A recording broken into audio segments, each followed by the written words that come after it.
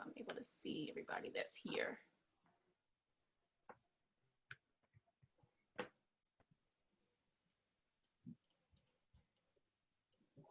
Okay, for all those that are joining us on Facebook, all those that are joining us in Zoom, we have a great conversation I'm excited about tonight, and that is entitled The Male Factor. We have a number of people speaking tonight, and I want to shine a light on not just male infertility, but also how men are affected with infertility. So I do want to make note of, there's my husband, Brian. He's joining the call. I did encourage people to bring their spouse, bring their significant other to the line, no matter who is the one dealing with the infertility. I think it's an important conversation to have with our significant other, and we don't always have it. And just so you know, Brian and I did do a live, my daughter must be there. Brian and I did do a live earlier today on Instagram, so you're welcome to check that out to get his point of view. But I just wanted to welcome Brian to the line as my husband, because I know a lot of people just been seeing me this week. But I'm able to do what I'm able to do because he supported me through my journey. We went through it together. So welcome, Brian. Hello, everyone. Happy to join. Looking forward to a great discussion. Awesome.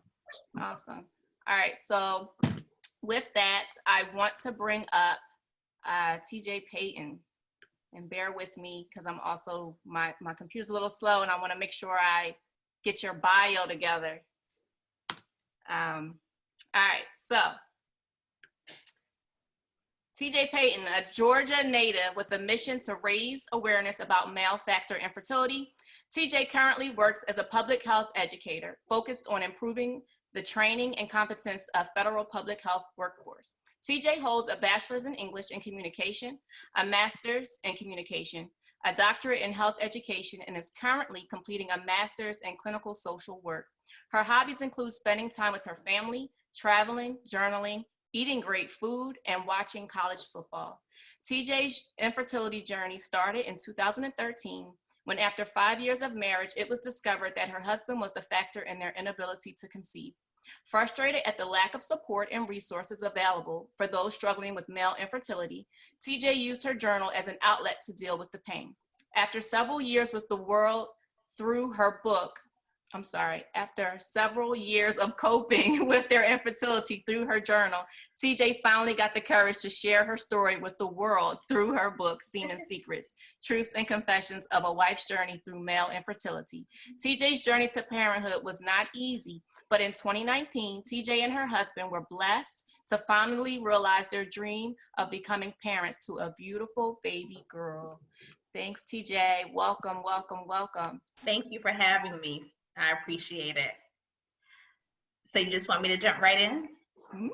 Sure. So I really appreciate this platform and just having the opportunity to speak from a wife's perspective about male factor infertility. As it was stated, my husband and I have known each other for quite a while, since we were about 5 years old. Got married and said, we have time to have kids. So we didn't really rush into it. And it wasn't until 2013, after we tried for a little bit, my doctor, recommended that maybe my husband get checked because they couldn't find anything wrong with me. So I, of course my husband was reluctant, like, I don't need to get checked, but we went ahead and did it anyway. And I'll never forget, the nurse called and said she didn't find anything. And I'm like, I knew it wasn't a problem. But then she said, no, we didn't find any sperm. And it was like a punch in the stomach. I could not believe it. You have all these hopes and dreams. You think about, you've done everything right. You got married, and then you wanted to have children. And now everything that you kind of set up in your mind is not happening anymore. And I'm a planner. Like, I like to plan everything. I'm going to do this at this time, this at this time, this at this time. So when the plan didn't work and there was no way I could fix it, it became very frustrating for me to go on. Not to mention, I had to watch my husband die. I talk about in my book that you watch somebody die, but they're still breathing. And it's very hard to not only go through your own grief as a wife, but also carry the grief of your husband. And men grieve very different, which I'm sure the men will talk about. And sometimes as women, we don't understand how our husbands grieve or how to help them, and we want to fix it, because a lot of times women are fixers. We want to fix everything about our husbands. We want to understand. And it was hard for me to try to understand him, but also understand what I was going through. And so once we found out, the next thing is, you know, how can we have a baby? Like, how can we do this? So we went through several procedures, took medication. My husband took medication to try to increase his sperm count, his testosterone, did a surgery, and that was unsuccessful. And then it got to the point where we started struggling in our marriage, because I was frustrated, he was frustrated, I was angry, he was angry. One day we were up, the next day we were down, and all of this while keeping a secret. What we found is that in the Black community and amongst our friends, nobody talked about infertility, let alone male factor infertility. It was very taboo. All of the support was for females and women, and so there was nothing there to help my husband, and then there was nothing there to help me as the wife, help me help my husband and help myself. And then you go through this whole, am I a Christian? Am I not a Christian? Because some days I'm screaming at God, why are you doing this? Some days I can't pray. And then there are other days when I'm like falling on the floor with my face down, like, God, you have to do something. And nothing was changing. And it's something powerful that I found when God says no. And it took me a while to understand what no meant at that time. But every time we went up to the drawing board, it was no, no, no, no, no. And I couldn't understand it. I almost felt like Job, you know, why are you saying no? Why have you taken this from us when we felt we were deserving? And then it got to the point where also being jealous of other women. I can say that I was jealous of my friends. I was angry at my friends. I was angry at my family, people who could have children on a dime. And I was tired of being the auntie or the godparent or the hostess of someone who was having a baby. I wanted to be the guest of honor. I wanted to see, you know, my belly big and my, you know, feel a kick in my belly. And it was not happening. We explored various options for fertility. We looked at donor sperm. That was the first thing that we kind of went to, because I did have eggs and we could do donor sperm. But I knew that deep down in my heart, my husband wasn't okay with donor sperm. He said out of his mouth, you know, yes, I'm fine with you getting donor sperm, but I just didn't feel comfortable, and in my spirit, I didn't feel comfortable with that, because my stomach would always be a reminder of what he couldn't do and what he couldn't give me. And I didn't want to be that kind of pain for my husband. I definitely wanted to be pregnant, and I knew that was the way. But, and also I wasn't sure about the stranger. I know that we watch too much TV and we Google a lot. So Google kind of got to me with the donor sperm. We did look at surrogacy. That was another option, but I was torn between paying someone to do something I could technically do myself. So to pay the money for a surrogate when I could very well carry a child was kind of out of the box for us. And we also looked at just doing donor egg and donor sperm, because in my mind it would fix it. Well, if if it's not either of our babies and I carry it, then maybe that's okay. And it just was a turmoil there, because do you go with someone else's child, or do you want to at least have a child that's partly yours? So none of that was a fix for us. We then went into looking at adoption, foster to adopt, adoption with the state. And that all fell apart initially because adoption with the state was convoluted. And we got denied because of a pool. We have a pool in our backyard. They wanted us to put another 4-foot fence around the pool, and that didn't happen. And then we tried foster to adopt, and when we thought we had the child, the grandmother came back and said, I want the child. So at every turn, it was a no. And I started breaking down. I tried so hard to keep up the facade. I tried so hard to keep up, with trying to live up to society's expectation that we're supposed to have a child and also live up to society's expectation that when it's not pregnant, it's always the woman. That was one point of contention for my husband that was very frustrating because people just assumed it was me. What is your wife doing? And he's a defender. So of course, he didn't want to tell what he was going through, but he did want to defend me. Like, don't try to put this on her. It's not always the woman that carries the burden. So that was frustrating in itself to try to deal with. It got to the point where we were almost on the brink of divorce, like calling it quits. And I kept saying to him and to myself, it's not for better or worse, or if you could give me a child. It was definitely for better or worse, in sickness and in health, so death do us part. And none of that had anything contingent upon if we could have a baby or not, but it was frustrating when we felt like we deserved a child. And I would tell God every day, I deserve this. We are financially able. We are capable. My husband is an excellent husband. He's a great friend, and he would be an awesome father. So why are you taking this away from us? I don't understand. It got to the point where we just stopped speaking. Like we just moved in silence. And I don't know if anyone else has had this kind of place where you just kind of pass each other. You do the day, but emotionally we were not connecting. And it was to a point where I didn't understand how to help him, and he didn't understand how to help me.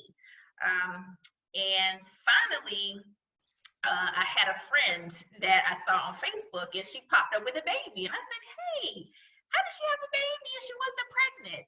And so I didn't know how to have this conversation with her about where did you get your baby? But something in me said, just ask her. So I called out of the blue and just kind of said, hey, saw you had a baby yesterday and you weren't pregnant. So can you tell me about that? And then I found this person that knew my story completely and we had never spoken. And finally, I had found an outlet for myself where I could pour out my soul and not feel like no one understood what I was dealing with. Yes, you can tell your best friend, and yes, you can tell the pastor, but even in the pastor, you have kids. So what are you going to tell me about infertility? What are you going to tell my husband when you're walking around with a child? There's nothing you can tell me that can tell me how to deal with that. So it's talking with her, I started delving my feelings also into my journal. I journal a lot. Of course, being an English major, I write all the time.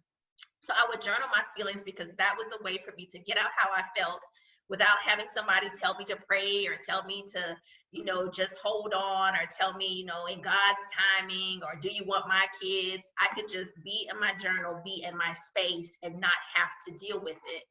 And I would often journal. My mom's a big faith person. So I created this space in my house that said, this is going to be my nursery. And I had put these labels around the room to say, this is where my crib will be, and this is where the bookcase will be. And I put these things in the room. So that's where I would go to journal. That's where I would go to cry. That's where I would go to scream, because it was where I thought I wanted my child to be. But every day there was not a child in there. There wasn't a crib. There was nothing. But that's where that was my space. And so I found myself, after pouring myself into my journal and kind of talking through with my friend, that I got to a place where I was like, okay, I need to kind of get myself together. And the pastor did a sermon called Grief and Mourning, and what's the difference between grief and mourning? And he brought up the scenario of Job again and said it took 40 chapters for Job to realize, that God restored everything that was taken from him. And that was 40 chapters. And so in my mind, like, God, am I on chapter 35 or I'm on chapter 42? What chapter am I on? Because if Job was on 40, I got to be somewhere coming close to 40, a little bit after. Like, you have to be telling me something. And then he gave the scenario of a Band-Aid, that when you have a wound and you cover with a Band-Aid, it heals on the out. It doesn't heal on the inside, it only heals on the outside. And so that's the difference between grief and mourning. And I realized that I had been pouring out my heart and, oh, woe is me. I really didn't do active mourning. And that really got me to really pour myself into my journal and also really start to talk through what I was feeling and hear myself say it out loud. And once I started hearing myself say it out loud, and once my husband went through his own grief process, and it was so important that we couldn't grieve together and we didn't grieve the same, and I couldn't make him grieve at the same level I was grieving or in the same place I was grieving. And that's something that I missed as a wife, that I had to come back and realize that he didn't need me in that space to tell him how to feel. He just needed me to be present. And I think that as women, we have to be present for our men, but we don't have to tell them how to feel, or we can't dictate how we are going to be present for them. We have to let them dictate that to us. And that's something that I had to learn, and it was a hard lesson. And I remember kind of going through the motions and finally kind of coming to grips with everything. And I had stopped going to baby showers, and I had stopped going to that. I had told my friends, you know, I can't go to your baby shower. Like, I tried, but I'm the one sitting in the corner mad and not playing the game. So I'm just going to send you a gift, but I can't go because I was not emotionally ready to do that. And I tried to force myself. And one thing I also learned through this process, you can't force yourself to be happy. You can't force yourself to be okay, because that was fake. And I was faking it all the way through. And so my husband just kind of out of the blue said, hey, I just want to talk to you about having a baby. And I'm like, okay. So we started having a conversation. And that's when my husband kind of shared with me that he thought about killing himself because of this.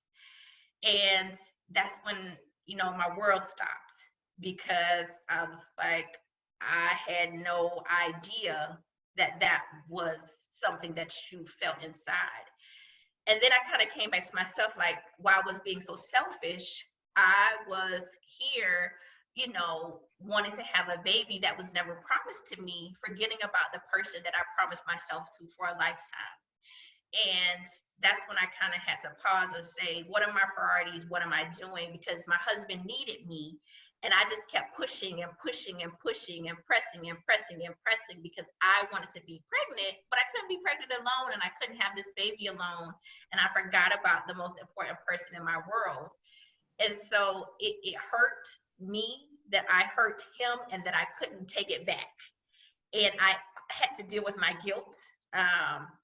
Because I felt guilty. I didn't necessarily feel guilty about, you know, being jealous of people. I felt guilty about that I let my husband go through this process, and I completely missed that he almost was falling off the wagon, and I was just trying to keep the wagon going because I wanted a baby. So finally, I got to a point where I was like, okay, God, I don't know what you're doing. I had finished writing the book, and I wanted the ending to be, you know, yay, we have a baby. And the ending never came because I never got the baby. So finally, I went in that room that I wanted, the nursery, and I told God, okay, I'm going to have to be okay that if you don't give me a baby, or if you don't give us a baby, that you have a greater purpose for us. And I'm going to be childless, and I have to be okay with that, because that is what you want. But I won't give up on the impossible possible. And if you do want to give us a child, it has to be effortless. And so once I said that, I just cried it out, because I knew I was letting go.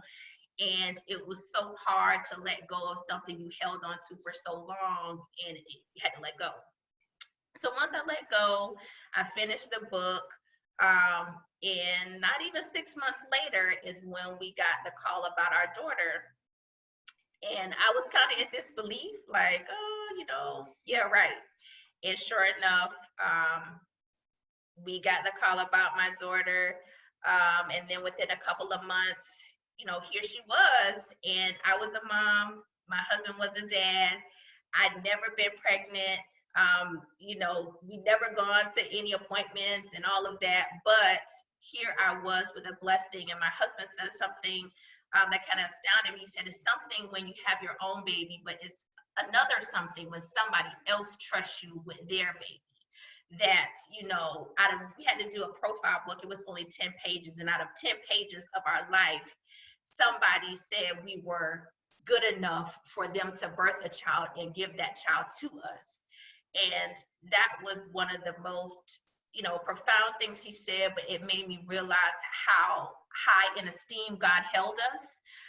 And I totally missed that when I was going through my valley experience. And my grandmother used to always sing, "There's a lily in the valley, bright as the morning star." And so at that moment, I saw all the lilies that God had planted around me in the valley that I completely missed because I was so tunnel vision on the pain and the suffering and the heartache. And then through my book, I saw, just my friends who had been wondering, who had been praying silently for me, who didn't know what was going on, but they kind of knew that something wasn't right. And it just hit me at that moment that God thought enough of me to give me this child, and thought enough, and another mother and another father thought enough of my husband and I to say, "We know that you are great people. We know that you will, give a great life to our daughter." And it kind of made me step it up as a mom, and made my husband step it up as a dad, because there was an expectation there. And so I would not have painted my journey this way, but I can't think of any other way that I would have had the journey, because I grew so much. For a lot of people, it explained why I was so angry and so explosive, because I just was holding it in. And my daughter has opened up a part of my husband's heart I've never seen. And every day when she hugs me, it's like I'm hugging heaven. She is my faith walking. And she transformed everything about the experience and made it all worth it. And if I had to do it again, of course, there are things I would change, but the experience in itself was a testimony that I couldn't have written myself. And so I appreciate that God thought enough of me and thought that I could handle it. Because from some point, I told God, like, "Look, now you need to pass this cup to someone else, not me." And that's how I came to writing the book and becoming an advocate for male factor infertility, and definitely for the wives, because it's hard for a wife to grieve you and your husband at the same time. So that's my story.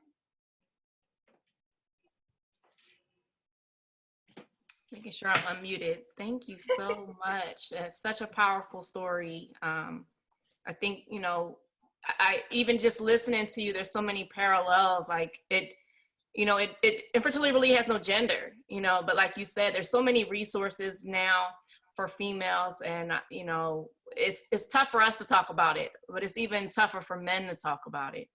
A lot of men won't talk about it.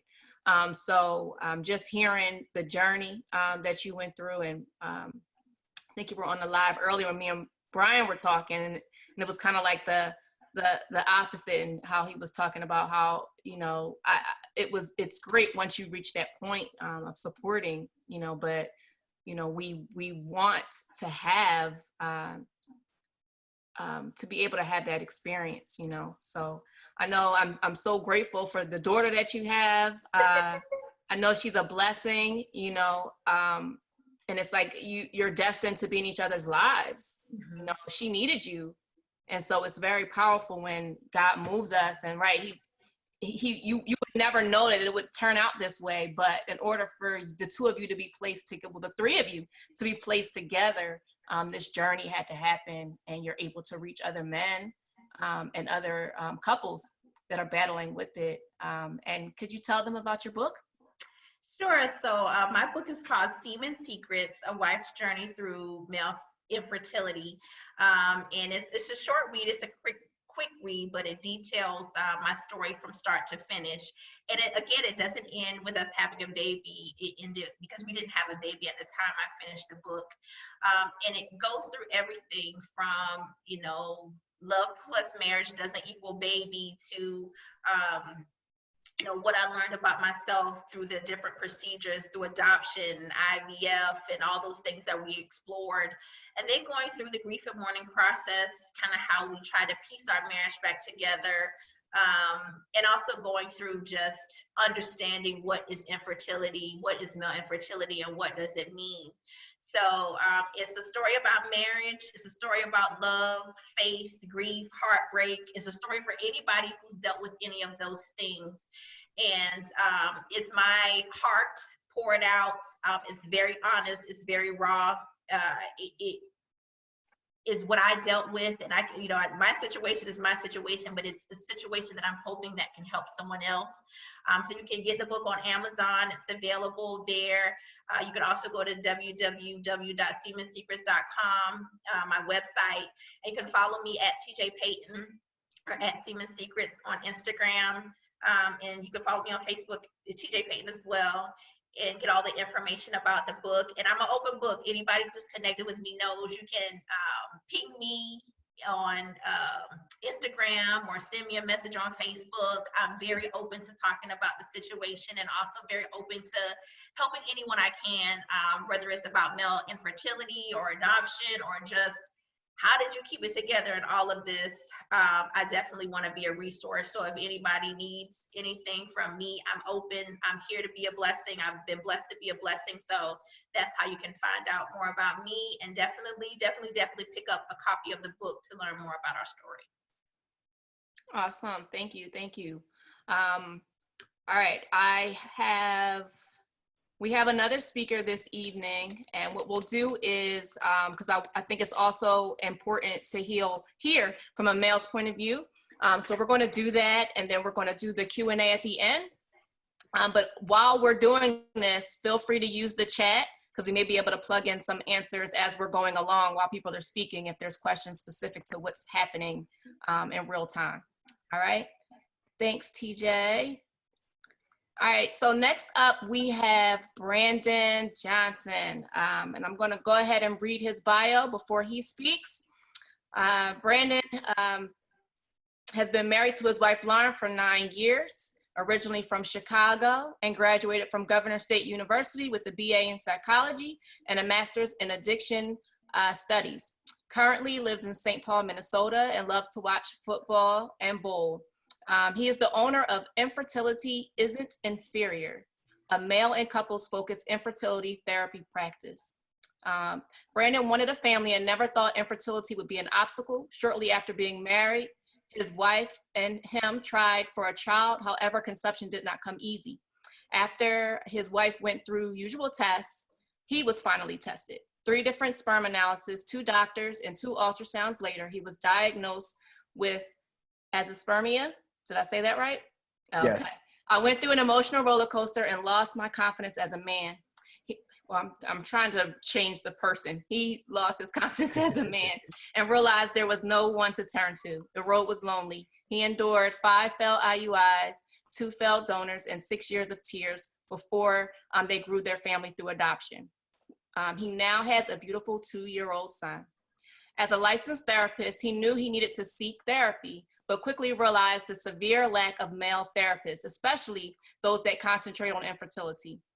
Knowing that men suffer in silence, he decided to take a stand and redirected his therapeutic practice towards guiding men and couples through life's most complex and difficult matters. He has seen infertility drive a wedge between couples that have led to divorce. So his goal is to help them overcome the hurdle, repair the relationship, and teach them the skills needed to cope while they decide on growing their family. Thanks, and welcome, Brandon. Thank you for having me, and thank you, everybody. Can you guys hear me? Okay, good. TJ, I so understand your story. So in 2013, my wife and I decided to not prevent having a baby. And since then, we tried and she wasn't getting pregnant. She went and seen her gynecologist, and her test came back clear. And said, okay, so we'll keep trying, because it can't be me. It can't be me because I come from a very fertile family. At the time, I got 3 people in my family pregnant, 1 on purpose, 2 on accident. So I'm like, well, we're fertile. We're okay. So we went through that time period and we started arguing because we wanted to have a child and grow our family. But at the same time, I didn't join the fight till later. So we then went to visit another one of my cousins who, at that time, him and his wife were struggling through infertility. Unlike us, he had already had a previous child. So the problem came with his wife. And that's when he told me to get tested. And he said, honestly, I have 2 children already, and I still wouldn't get tested. Go ahead, don't let your wife do this alone. It took about 6 more months before I finally got tested. And when I got tested the first time, the doctor said that he didn't see anything on the test results, just fragments. And I was like, what do you mean? He was like, I don't see any sperm. But let's do an ultrasound to be sure. So I did the ultrasound, and he said that, yeah, there's still nothing. And this is about as far as my expertise go. Let me refer you to another doctor. I then went to that doctor. And that doctor said that he did the same thing. We did a sperm analysis. It came back empty. And then he did the ultrasound, and he did another sperm analysis. And he ultimately told me that I wasn't producing sperm, hence azoospermia. And I said, why? He said it could be genetic, it could be something else, but right now I really can't tell. And we could do a biopsy, but it still doesn't guarantee pregnancy. At this point, your chances of getting pregnant are only 25%. So I declined the biopsy because a 25% chance just wasn't worth it. It just didn't make sense to me. The odds were too low. And that's when the journey began. After that appointment, my wife and I went to a restaurant. So we're at the restaurant, we're talking about it, and she's asking me how I feel. In the middle of the restaurant, I started crying. And not like just the tears running down, it was the ugly cry. And because I don't cry often, my wife is like, what's wrong? What's going on? I was like, we just got to go. I can't take it. And I had to go back to work that day. I didn't take off the day. And then our infertility battle began. That's when we came home and I just started feeling depressed and losing myself. I didn't want to go work, but I knew I had to. I didn't want to eat. I didn't want to speak to her. She's very extroverted, so she could just talk about it at any time. And I was like, I don't want to talk about having a child right now. I don't know what to do, but I don't want to talk about it. And yet she would still bring it up. Well, how are we going to have a baby? I'm like, I don't know right now. We don't have to have a child. And I'm the one who really wanted children. So we would go through this moments of silence where we're home together, we'll eat together, and the TV's on, but we're not talking. We're not saying anything. And when we do talk, it was about the child. So we still managed to get along at this point, but she kept looking up ways to have a child. And I was like, how about we try donor? I was like, I'm not comfortable yet. And she's like, when are you gonna come to grips with yourself? I was like, I can't have a child, and I always wanted a child. Can you give me some space here? And she just, wow, I didn't think this would affect me like this. She just still was really pushing it into it. And that's when I decided I wanted to see a therapist because I was struggling. And after that point, I looked up therapists and there were no male therapists. And not saying women therapists aren't bad, but I just wasn't comfortable seeing a woman at the time. And so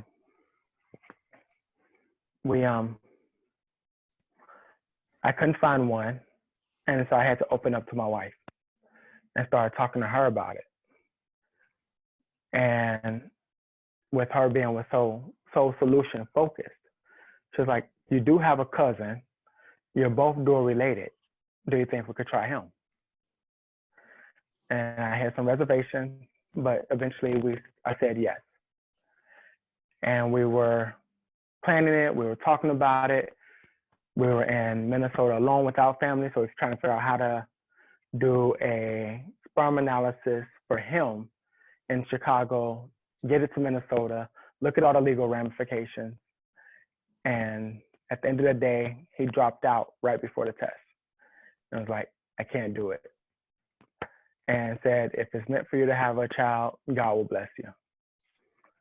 Oh, that was the most hurtful thing I needed at the time. I was already fragile. And when I got home, I told my wife. And that created an instant argument because I procrastinated and gave him 4 months to think about it. And we started arguing about that, saying, why didn't he tell us earlier? Why didn't he say this? Why did he wait to the moment that we paid for the testing to be done? So we went through that argument, and then she was like, how do we have our child?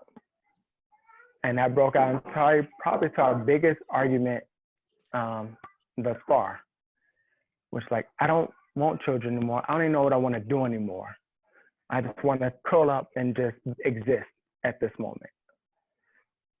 And she's like, well, you can't just sit here. You got to move. You got to do something. We got to figure this out. And I was like, I'm not ready to figure it out. We just got to, you got to me think, well, when are you going to come to it? You've already been kind of sitting here depressed and losing yourself. Like, I don't know you anymore. You're not talking to me. We're not doing anything. We're just here. And at this point, I need a husband and not a roommate. And that's when I said, you know what? Just divorce me. I'll sign the paperwork. We'll get the divorce. It'll make it really, really easy, really quick. And I think that's when she finally understood my mental, because she broke down, came and hugged me and said, sorry, but I'm not divorcing you. I didn't marry you because for your ability to get me pregnant. I married you because of the man you are, and I really enjoy who you are as a person. And through thick and thin, we're going to get through it, and we'll figure out a way to have a baby. That is when we started to actually find solutions, and that is when I opened up and really joined in the battle. And it was more of a battle than a journey, because while we are finally becoming on track, we have everybody asking us, when are you going to have children? What are you doing? What's taking you so long? Both of y'all have degrees. Aren't you at the point where you can have kids? And maybe y'all just not doing it right. There was a lot of comments that were unnecessary. And so that became our next stage in the battle. During that time, we talked about donor, adoption, foster to adopt. We did the IUIs. Well, I slowed down the IUIs, but we talked about those options. And it's like, have you thought about donor sperm? But my wife felt guilty because the baby wouldn't have any of my genes. I said, the baby doesn't have to have my genes. I just want to be a father. I've always wanted to be a father, and we can look up donors. I wasn't ready to look up donors. Choosing who's going to be the father of your child was possibly the hardest thing that I've done in my life. Because you get this list and you're just searching height, weight, education, what diseases were in their family, and you're going through all these profiles, and you finally choose the one you like. And we did 5 IUIs with that donor, and they all failed. Each failure bringing on its own emotional journey and own emotional roller coaster. And I was like, this isn't going to work. We can't have any more failures. And we took a trip down to Atlanta. And like, let's focus on us. Let's reestablish our marriage. Let's get it together. And then we could talk about baby in the meantime, but this is about us because we're about to lose us. And that's when we decided to adopt. And the adoption process was, after we got through the paperwork, it was fairly easy. we were chosen fairly quickly, so we weren't on the list forever. Matter of fact, we were chosen within a week after we put our profile up. So that part was really lovely. I started to get my confidence back as I started being able to use my wife as my therapist and really vent to her about my feelings, and also use some of my own practices on myself, which helped in a big way. So I'm trying to keep an eye on time, sorry. But that's the way that I started to regain my confidence. And also something that a cousin of mine told me, said, the child doesn't have to be your own for you to be a father. As long as you love and provide for that child will be yours, and they'll take after you, and they'll model you. And that's something that I hold on to this day as I talk about the journey. What I wasn't prepared for was the recidivism of infertility and how you have to go through this again when you want child number 2, and then how to have child number 2, and all the questions of that people have when you say, I just want to slow down, take care of child number 1. And that's probably been the biggest message that I've been coming across lately, because the couples I've seen who deal with trying to have child number 2 are the ones who also are the most angriest. And they're not talking to each other and trying to financially figure out how to put this back together and build on the infertility struggle.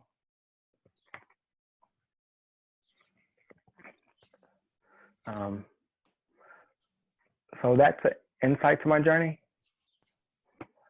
And if anybody have any questions, let me know.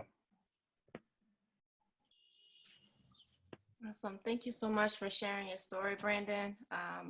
Appreciate your courage. I appreciate your transparency, along with TJ that also shared.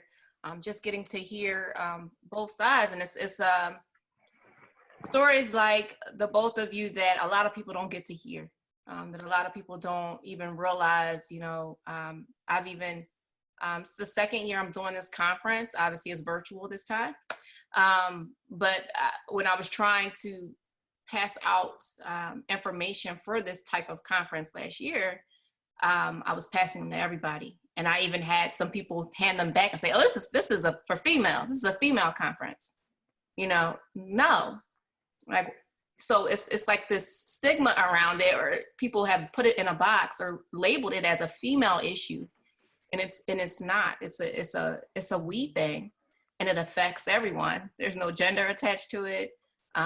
There's no color attached to it, and more people need to hear about it. And I know that, as I was saying earlier, like for us women, it's difficult to talk about, but I know it's even more difficult for men to talk about it. So I appreciate you. I don't know, as you were talking, you were saying it's a little bit difficult. So I know the courage that you have to speak about it. So I commend you for that.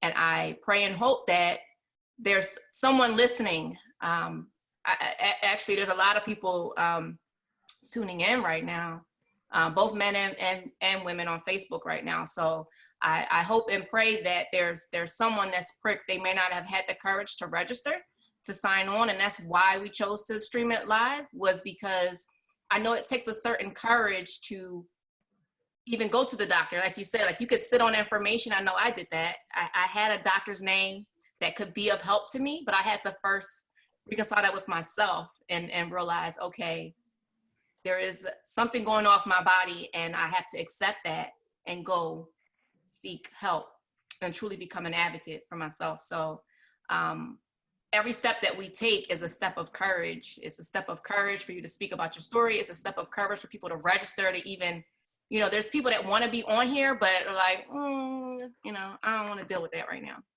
Exactly. So I,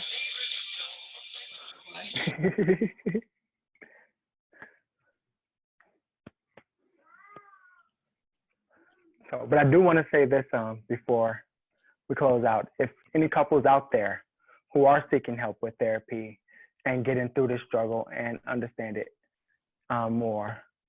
I'm definitely open. You can follow me on Instagram at brandon.therapist. My and website is in the bio. My website is infertilityisn'tinferior.com.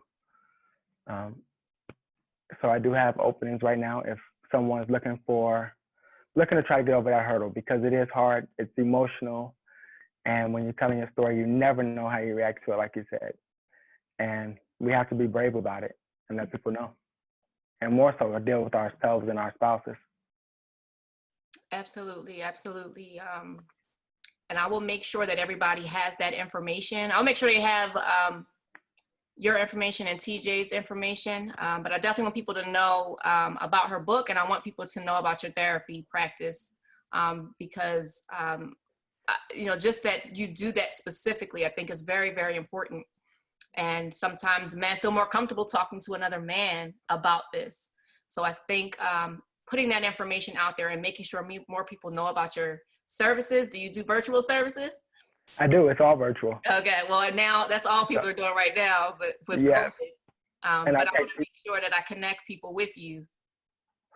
Oh, yeah. I'm in Philly. Oh, yeah. Yeah. I'm in Philly, so a lot of people on here are from this area, but I know that throughout the week, we've been having people from all over. So we have people that have been from Baltimore, Chicago, Virginia, California. We even had somebody from Canada, I think yesterday. So we're expanding our reach. So it's awesome. It's awesome. It's awesome. Yeah, and I'm there at least once a year. Where once a year? In Philadelphia. Oh, awesome.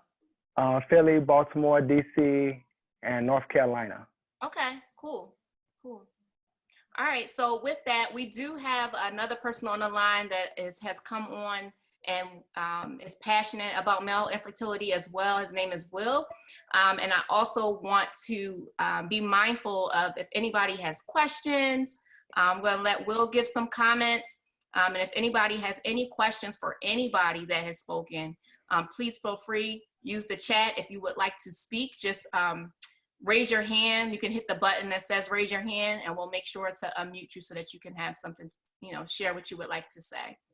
All right. Thank you. Will. All right. Thank you for the shout out, and thank you for the invitation to join. And thanks to TJ and Brandon. I'm super passionate. My name is Will Rivera, the co-founder of Fertility in Color. So it's an organization that my wife and I think my wife's actually watching on live right now, where we just set out to share our story. We wanted to focus on Black and brown families, particularly, to just be able to be in community with one another. And I won't give the whole detail about our story, but just briefly that we suffered 5 miscarriages in now over 4.5 years. And so it wasn't up until 3 years in where we felt like the time was appropriate to share and to be that voice for people. And so around that same time frame is when we faced one of our, probably, I'll call it, in my perspective, the most difficult loss that happened actually on my birthday.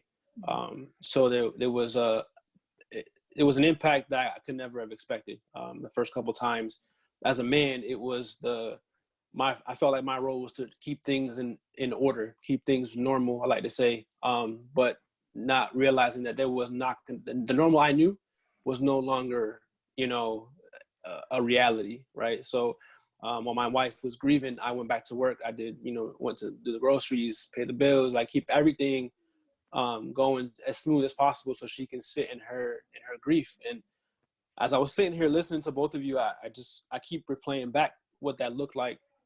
And I think for men, we think we need to fix things. And I think we need to be the foundation and the stronghold, right? But at the same time, when it hit me on our loss on my birthday, it was like I had someone hit the emergency brake on me, and it was like, whoa, I don't know what this is. I can't take this. And the tensions had come up from the beginning to when I finally hit me with, we grieve different. There's no question. So once I realized that I couldn't move any further without processing what I felt, it was just like I didn't know how to handle it. And as a man, it was it's like I didn't know who to speak to. I didn't really want to speak. I was emotional, but I was angry. I was sad. I was frustrated. A man of faith, so I was mad at God.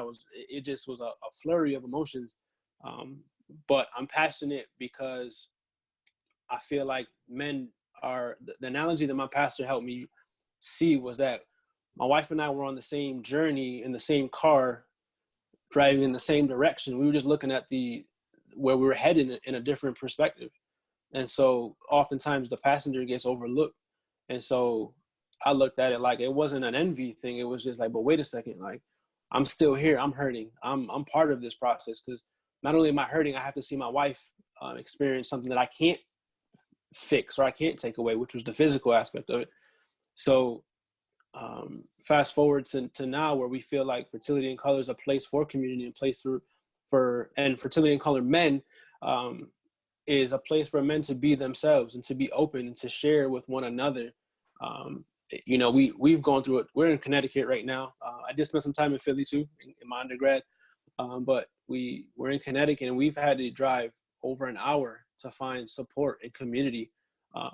And that in itself to us was just ridiculous. And it's like, it ended up being the whole ordeal would be like a 4-hour trip of just trying to get into a place where we're in community. And I remember when the moderator said, you know, did your wife make you come here? And it's just like, wait a second. No, she didn't.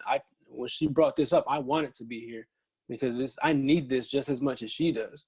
And I think that caught her off guard. And I think not enough people stop to think like, wait a second, like, you know, most times men aren't necessarily being dragged by their partners to be at these events, but you know, that's the common misconception. So from the male perspective, it's like we hurt too. And I never want to take anything away from my wife. The physical, emotional, spiritual strain that she has gone through is something I will never know I fully understand. But at the same time, I support her, but I support my own process in grief. And I think one thing I'll shout out for women looking to support their men is just be there, just be present. Sometimes words weren't even necessary. Just know that she was there. She allowed me to be myself. She allowed me to cry. She allowed me to be upset. She allowed me to not want to speak and not push me into a corner where it's like, just speak, just tell me, just get it out. It was just like, when you're ready to speak, know that I'm here with you. So one of my mantras is letting everybody know that I'm with you, and we're walking through this together with each other, right? So it just hearing these stories again, I get so passionate about it because there's not enough. And I think thankfully right now I'm seeing more as I'm increasing my social media presence. But again, it's like, you don't know what you don't know. So I love the fact that we can be in community even now. And I don't know how many people are on the different lives, but you said there's men and women. It's a beautiful thing that we can be all together sharing these stories and sharing our experiences to help support one another. Thank you so much. I appreciate your transparency as well, your willingness to share. I like what you said, it's just about like supporting each other. Sometimes it's just being there. Like, I think for so many things, sometimes we don't know what to say. And I know Brandon was also mentioning like just comments that people make sometimes. And they mean well sometimes, but it doesn't sit right with us, or it could cause us more pain if we're just, you know, try to make it through the day, you know, and somebody can just say the wrong thing. So this is even for those people that are listening right now, that are listening just because they want to be a better support, a better friend, or a better support to their significant other. So just hearing from the male perspective, because as we know, as females and men, we think differently, you know, but I like what you said about we're going in the same direction, but it's not, we're going in the same direction, but in different cars. Pushing my daughter away, but I don't want to. She's a blessing to me, so I don't want it to make it seem like I don't appreciate her, because I do.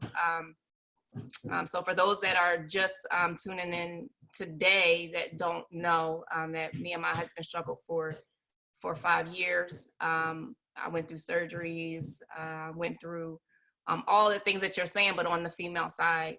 And it was my husband that was fine, and everything was on me. So when we talk about statistics, and Brandon, I know you mentioned like the 25%, my statistic was less than 1%. So for anybody that's just hearing that, I say that and I share that because it just means to me that, you know, God doesn't always go by with the statistics and the numbers that doctors say. And that less than 1% wasn't even completely clear with the body that I had, like with the organs that I'm left with to even bear a child are not 100%. So it was very risky, but she's here and she is a blessing, and her name is Ariana Elise, which means most holy pledge to God. And I vowed that I would continue on with this bearing fruit, even though when I had her, I second guessed myself because I thought people would think that I wouldn't be able to reach them because now I have a child, but I have a journey and scars and sadness. And I, you know, when TJ talked about the valley, like I laid in it and I laid face down in it and almost drowned in my tears, you know, so I understand. But I think it's the same way I felt like I was alone. It's great to know that not only are there other women that have gone through this, but there are other men as well. And I think it was something you said on your page, Will. You said, you know, men grieve too. Men grieve too. Men, it's not just women. So this is, to me, a conversation that's just not had enough. It's not had enough, especially from the male perspective. So I'm actually excited that I connected with you. And those of you that are watching now, like I actually just met Will and Brandon like yesterday/today. I think it felt like it was the wee hours in the morning. And I was like, we really need some men on here too, because I want people to, sometimes men don't receive everything from a female, you know? So I think for TJ, I know she's definitely reaching females that are married to men that are suffering with infertility, you know, and what us as women can do to just be a better support to our husbands or to our significant others. But I think it's something different. And I feel like my husband has said that to me before, when you from man to man, when you hear it, from man to man, when you can speak about it. And the fact that you're passionate about this and Brandon has his practice, I'm hoping that people reach out to you. And I'm going to be sharing and posting you guys, all three of you, to make sure that people are aware of your resources. So if there is anybody that has any comments, I'm looking in the chat, I'm looking on Facebook, because I want to make sure that we touch on anybody that has any comments. If you don't feel comfortable, feel free to use the chat. Feel free to use the chat. Or if there's anybody else online that wants to make a comment before we close, as I said, just raise your hand and we'll let you in to speak.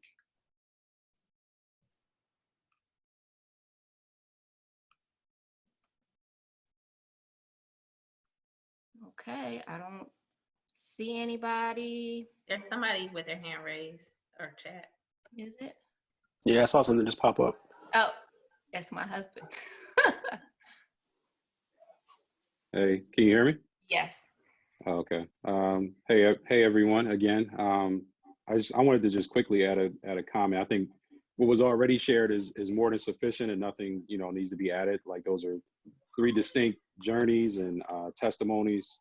And earlier, Deanna, like you and I, when we were on our live session, we were talking about like just that concept of empathy for one another.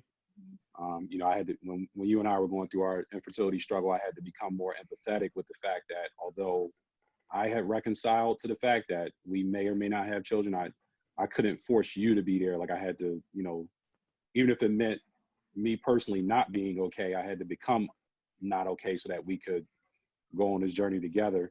So I talked about empathy earlier. The other thing I wanted to just throw out there after this conversation and hearing everybody's journey is the concept of the environment. I think it's like super critical when you're going through a challenge and a struggle like this. The environment that you're in is so critical. I think it was Will that had just mentioned like the 4-hour drive or something like that, like going to a support group that was a couple of hours, you know, of commute time.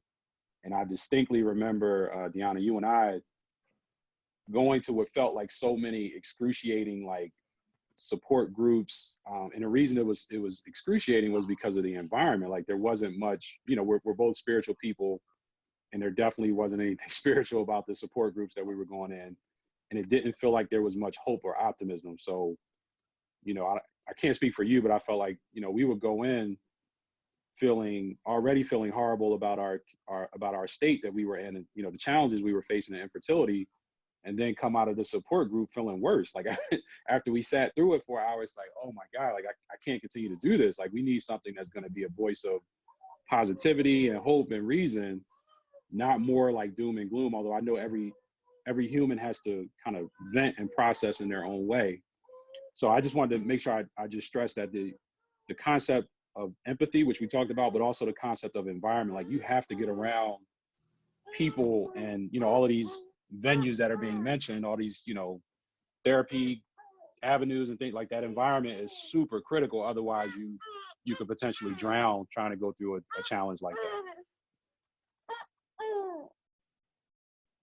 And I just wanted to add one more thing to that. I know that somebody else wanted to speak, but I just wanted to say too, give yourself grace and give other people grace too, and let yourself feel.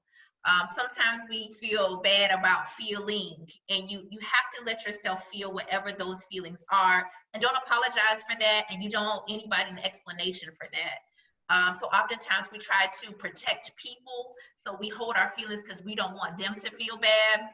And sometimes you have to take off all those different kinds of clothes you're wearing for everybody else and just get in your own clothes and your own skin and let yourself feel and give yourself grace. And don't be ashamed by how you feel, and don't be ashamed by what you're feeling, because every feeling is real. We're feeling beings. I mean, even, the pastor said, even Jesus cried in the garden because he didn't want to be crucified, cried blood. So if he can feel and have that space to feel and grieve and give himself grace, then we also need to give ourselves grace when we're going through these processes, definitely as husband and wives and as men and women going through male factor infertility, something that's so taboo. You have to give yourself grace to feel.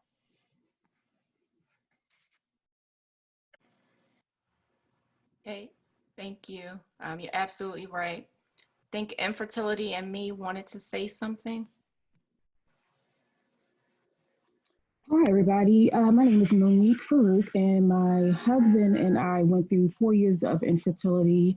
I am African American, obviously, and my husband is of Asian descent. He's actually from Bangladesh. So I just thank you guys for putting this together, especially in lieu of Infertility Awareness Week, and also featuring men and what they go through in infertility and their suffering as well. And like everyone has stated before, that it's usually seen as a female issue or medical diagnosis. And for us, it was female. And I just wanted to encourage everyone who is watching the live, that may watch the replay or wherever you are watching, that, silently suffering is a real thing. And I can attest to that, just like everyone else here whose journey began at some time or another. And like everyone else has said it as well, to find community any way that you can, and finding support outside of your family and friends with people who understand what you're going through or have been where you are, and to also allow yourself to be loved and cared for by people that you may not know personally, but that can feel your grief, that can feel your pain, and who understand your struggle. There is nothing else in the world like connecting with people who have been where you are or where you're currently going, especially in lieu of COVID and having postponed and canceled cycles. It's very difficult. You spend a lifetime, or you spend so many years waiting to be able to get to infertility treatments, and then to have it canceled and postponed, and it's outside of your control because of COVID. My heart goes out to you guys, and I just want to encourage you guys to take this time to breathe, to take this time to heal, and to take this time to also further connect with those in the community, like Diana and her husband and all the other speakers this evening have created space for you guys to be able to do so, and take advantage of it and just continue to heal. And that's all I really wanted to say, was just, I wanted to just speak this to the silent sufferer who hasn't necessarily come out of the closet yet, and may be feeling alone and isolated even more with depression and anxieties along with COVID. Thank you so much. I mean, you're so right about like this whole COVID experience that we're all going through right now. My conference this year was actually supposed to be a retreat. I was trying to host a retreat, which I moved to next year, but I refuse to cancel because I do, like, as you said, like the space is so important. And so many people don't even know that this space exists, like as far as this week, when I say space, the week of Infertility Awareness Week. So I didn't want to stop because I think that the community deserves to talk about it. Like we need to come together. And I realize we need to come together more often. So I do have, when we talk about support, and I know Brian mentioned, like, you know, we were going to support groups that just weren't very supportive. Like we were pouring into others. I was going to get replenished and to get help, but I was walking into a circle of just bitterness and anger, and it wasn't feeding me. So I wanted to create a different kind of space that we can be of support to one another. It's okay to have a bad day, but we're there to like truly uplift each other. So I created, it's called the Healing Oasis. And I partnered with Sabrina of Queens United Holistic, who I think she's listening on Facebook Live right now. So with her gifts and like being an herbalist and being able to do yoni steaming and understanding she's a health coach, along with my faith and my what's in my heart to be able to help people like really that are in a dark place find their joy and find their purpose and their being for in this moment, because I firmly believe that the journey that we're on is for a purpose, and we're chosen for this for a reason. And it's not easy. It's not easy. And I know that other people, like, it just comes easy, but for us, why is it so hard? But every person's story that I hear, there's something in it. There's something in it that makes them special. There's something in it that drives them to a purpose. So when we talk about pain to purpose, we truly see it in infertility, and the whole concept of feeling unfruitful, but so much fruit comes from it. So much fruit comes from it. So I thank you. I thank you for your podcast. So I'll make sure that I include the link to your podcast when I send out like the recap and the thank yous to everybody that attended, because I want people to know about your resource, because I've been following you as well. So I want people to definitely know about Infertility and Me podcast. So thank you for sharing. There's also a comment on Facebook that I had to refresh to see it, but I started getting all these text messages so that I won't miss it. We have somebody on Facebook that is asking, and I guess this is for Brandon. This is Veronica Ashley Rupert. I am a urologist. I am adopted. She's adopted. Her question is, how much of your decision to not pursue after further workup for the male factor infertility was based on the doctor's statement of the 25%? If you were given different stats or not given a number at all, do you think you would have decided? I'm sorry, can you repeat the last part of that question? How much of your decision was based on the 25%? Like, would you have chosen differently if they didn't give you any number at all, or if the number was different? I don't think I would have. In essence, I had to do some reflecting, and I realized I had an uncle who never had children and always wanted children. And the reality that this might be genetic came into play. So I kind of took it that genetics were possibly a part of it and came to grips with it that way. So if I would have had, I don't think the stats would have made a difference. But it did influence me about that much, just a little bit. Okay. I appreciate your honesty. I know it's like the doctor's job to like give stats, and sometimes we get scared when we see those numbers. You know, like I said, when the doctor gave me less than 1, like I felt like he just, you know, put a knife in my heart, you know, and I was still kind of drugged up from my surgery. Like I still wasn't fully awake, you know, when he told me that actually that it wouldn't happen. So, you know, sometimes like just taking that, you know, like you said, a lot of times infertility is hereditary, and we don't realize it in this day and age because we don't talk. A lot of people like that came before us didn't talk about it. And it wasn't until I started to like really get into it that I realized that it also runs in my family, but just not my immediate. Like my aunt also suffered with infertility. In fact, she was told to have a hysterectomy, but she didn't listen. So it's like Oh, wow. the same way, like the doctors told her it wouldn't happen. She had major fibroids and there's no way a baby's gonna survive. You need to have a hysterectomy.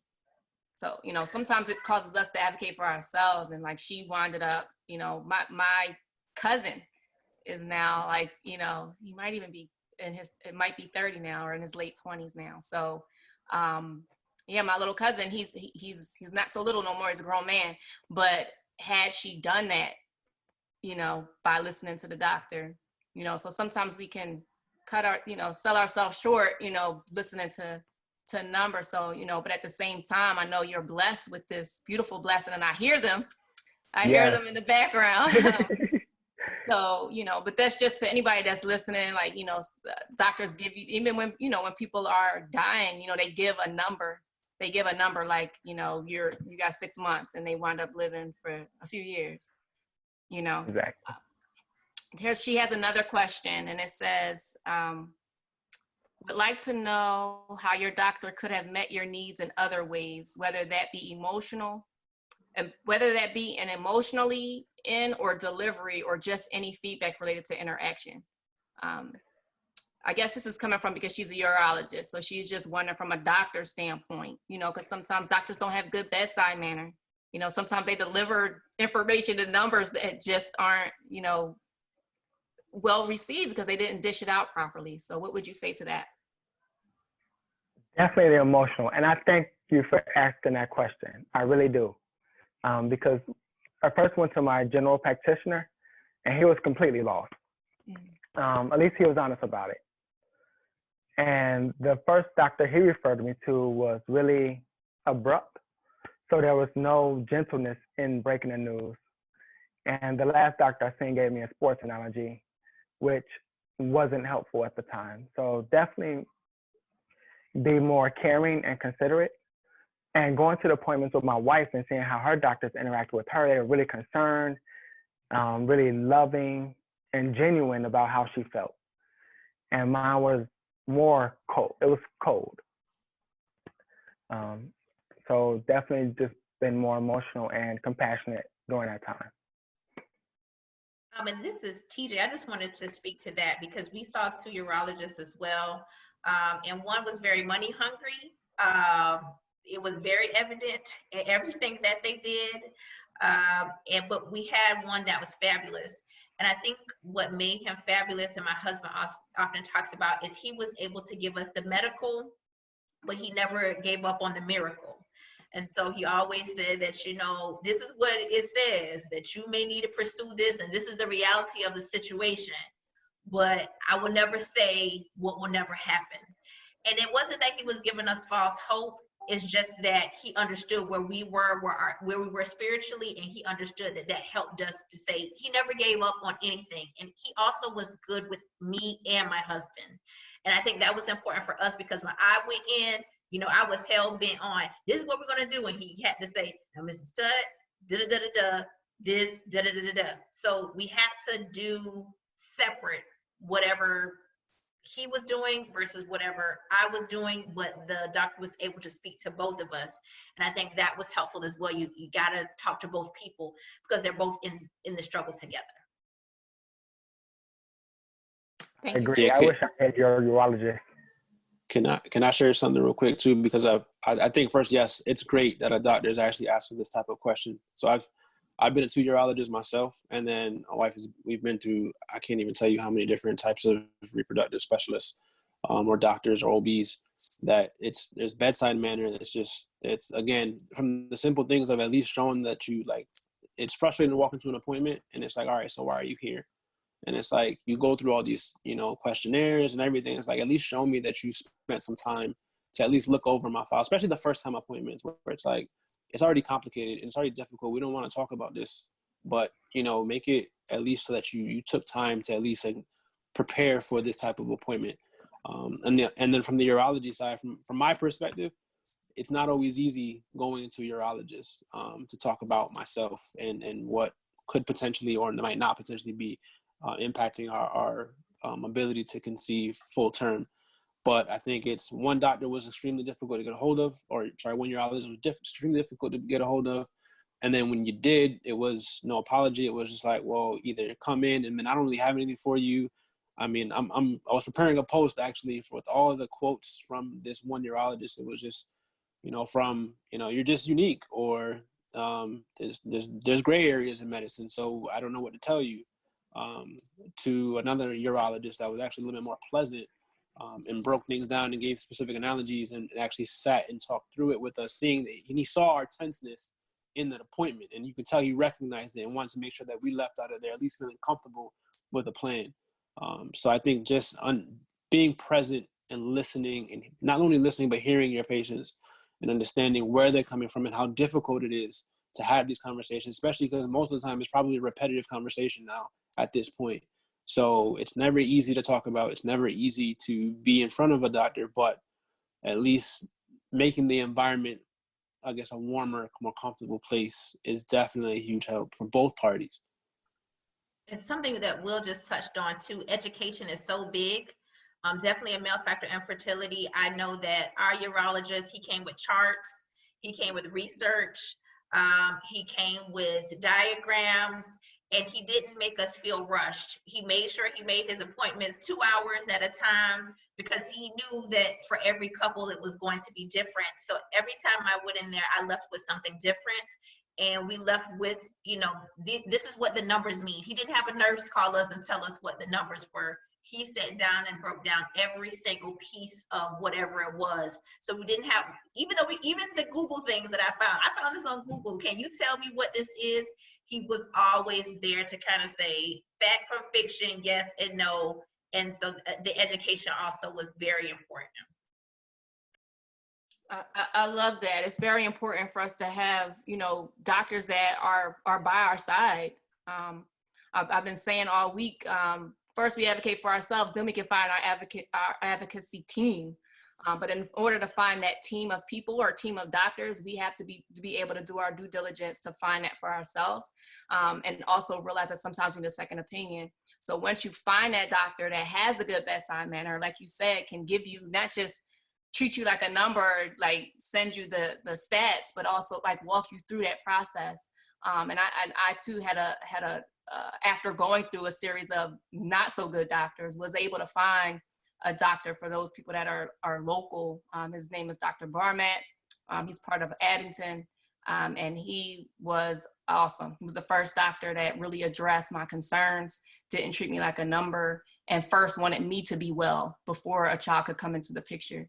So I think for anybody that's on the line that missed, I think it was on Tuesday when we had Black Reproductive Health Line, and we had a doctor on, Dr. Hawkins. In her words, you want to find a compassionate and competent doctor, not just a doctor that's competent, but also compassionate.